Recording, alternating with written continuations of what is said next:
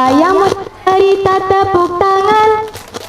Dengarkan ceritanya tentang sungai. Siapa yang semangat tepuk tangan? Assalamualaikum warahmatullahi wabarakatuh. Halo teman-teman, apa kabar hari ini? Kenalkan, nama saya Nadira Putri Inayah dari SD Al Furqan Palembang.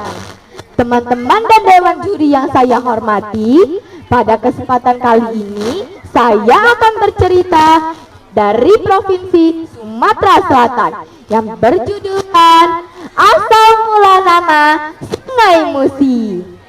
Cerita ini saya baca dari buku Kumpulan Cerita Rakyat Sumatera Selatan yang ditulis oleh Beyas dan diterbitkan oleh Grasindo.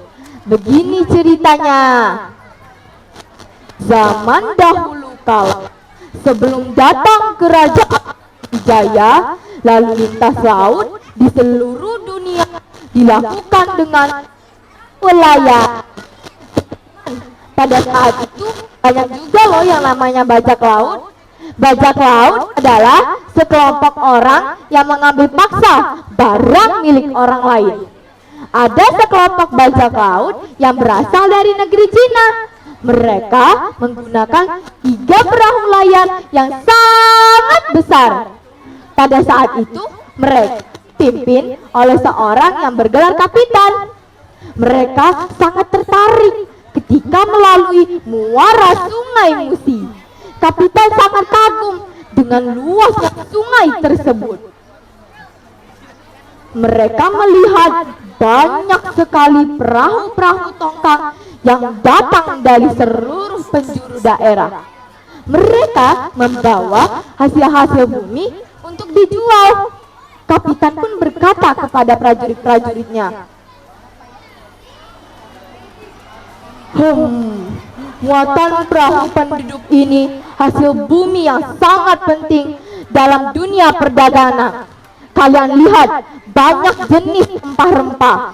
Kita harus dekati penduduk di sini dengan ramah. Teman-teman, ternyata perahu-perahu tongkang yang datang dari negeri hulu itu membawa hasil bumi untuk dijual, berupa sayur-sayuran, rempah-rempah, dan buah-buahan yang segar. Ya, dibeli sayurnya.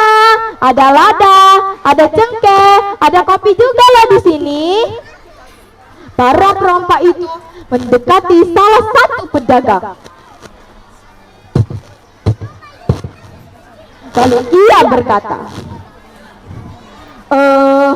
saya ingin bertanya, berapa barang yang harus kami tukar jika ingin membeli hasil pertanian di sini?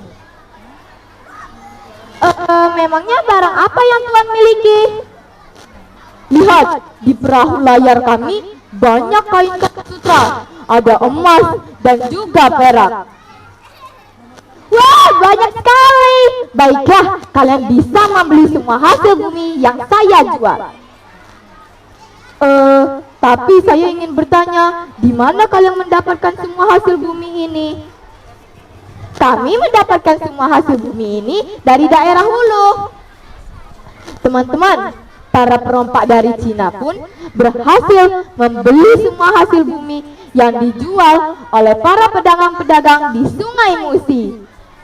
Kapitan pun memutuskan untuk berlayar ke daerah hulu